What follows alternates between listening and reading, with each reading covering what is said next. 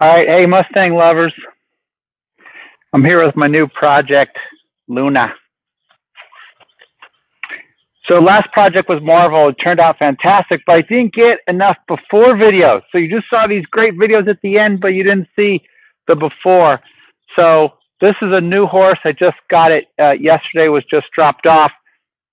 And I want to get some videos of the before so you can see what the horse starts off with. And also, hopefully you can see how I try to read the horse to figure out. Every horse is different. Some horses, you get, and the first day you're haltering them and leading. Other horses, it's taken me 3 weeks to be able to halter them. So it really depends on the horse, and you have to just read it and do little tests to figure it out. This is Luna. She's a 3-year-old BLM Mustang. Now, she was taken out of the BLM facility when she was 1, so she's a yearling, but she was just left in the backyard and nobody touched her for 2 years. So for all intents and purposes, this is a wild horse. Now, she has had humans feed them, so that's why she's, not going totally crazy with me standing here. But you can't halter this horse, I'm told. It's you can't be tied. It doesn't trailer, all that kind of stuff. So now I was told that stuff. Whenever you get a new horse, you got to check it out for yourself. You should never trust someone's opinion. You got to test it out for yourself. So that's what I'm going to try to do right now, is try to get a read on this horse a little bit, see where this horse is at to get a baseline to figure out where we can build on top of that. She's sticking her butt towards me right now, which I don't really like, but she is walking by me. You see that? So she's not staying in the far corner. So that's our first little sign. You'll notice we're in a box stall here. This is where it starts, right? Until I can get a halter on her, until I can get her leading somewhat, I have to keep her in this box stall for her safety and for my safety. So we're going to be in here for a while. There's a lot you can do here, and I want to show you my tools. Now, a lot of times when you get a new horse, you're like, I'm going to get all new tools. You shouldn't do that. You should use all your junky stuff because there's a good chance that the horse is going to ruin it. Step on it, drag it. You can tell we're in this mud and muck here, a lot of water. So it's very messy conditions. I actually like working in water with horses because I just ignore it, and because that's what I expect them to do too, is just ignore it. And so it's good training to be in water because I'm not going to act any different if there's a puddle or a small pond here or whatever, because that's what I'm going to expect of my horse. So on the tool front, here's what I got. I got the classic rope halter. I got an extra long, extra lead rope that we can tie onto that if we need more distance. And I have a whip here with a tail.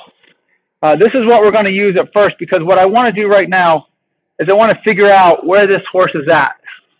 What will this horse let me do? How does this horse react when I touch it and put pressure on it?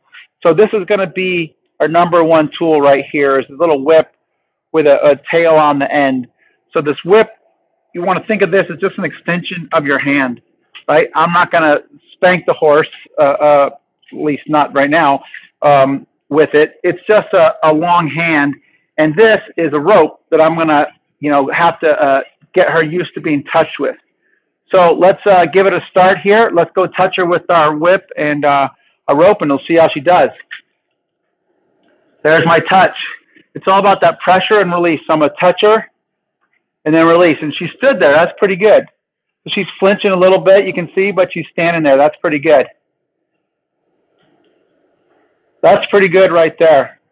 So let's throw that rope over there. Nice.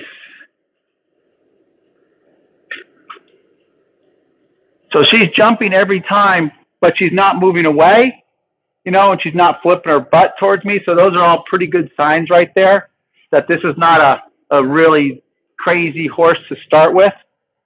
You'll notice I'm going to get a little closer each time I do this, because that's the whole point here. Get a little closer, a little closer. She's sniffing me. There you go. That's nice right there. While I'm doing this, I'll let you know that There's no other horses here. It's just her. Why is that? Well, horses are herd animals. And if I put another horse here or a donkey or any animal, mule, it doesn't matter, she's going to say, hey, I get to spend 23 hours with this guy for the 1 hour that you come. I'm not going to give you much attention because I know that you're going to leave and I'm going to go back to my buddy. So I want to flip it around and say, well, for 23 hours a day, you're not going to get much attention. So when I come, you got to give me your full attention. So it's really important that you isolate horses away from their buddies when you're first training them. Now, once they get comfortable with humans, comfortable as a leader, once they understand that humans can be fun and enjoyable, then they get to go back with their buddies. But for now, right, she just has to be by herself. And I'm going to work with her, once a day, twice a day.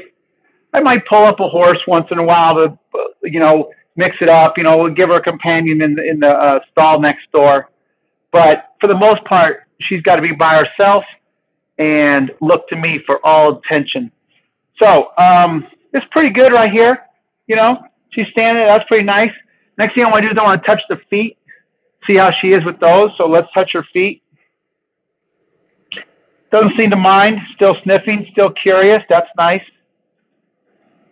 The owner of this, the previous owner, said she was very sassy.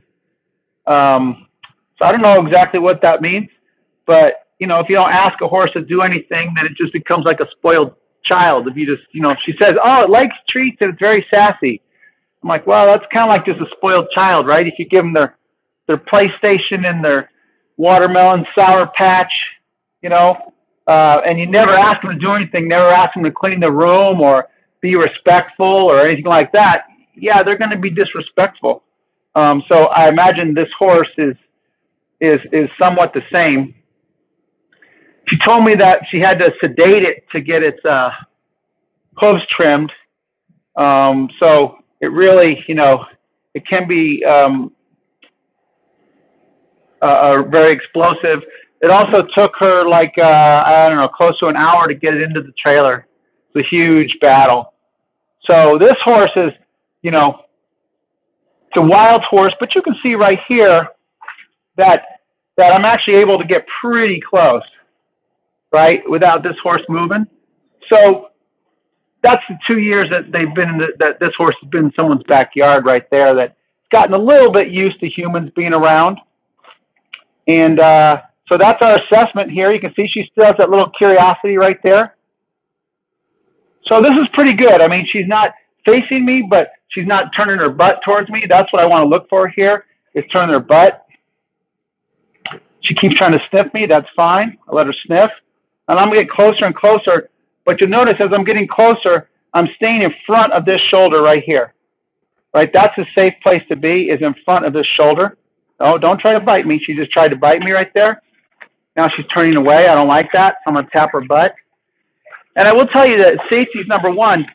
I have my hand here. If this horse were to go crazy, I would just pop up here, give it a whack, climb over the fence if I had to, if I had to. So, when you're testing out a new horse, you want to be real safety-minded here. Just move it around a little bit. She didn't like that I gave her a little spank when she turned away, but I didn't want her to bite me. So we'll go in here again. This time I'm a little more forward here. I'm a little more active, getting closer here. Pressure release.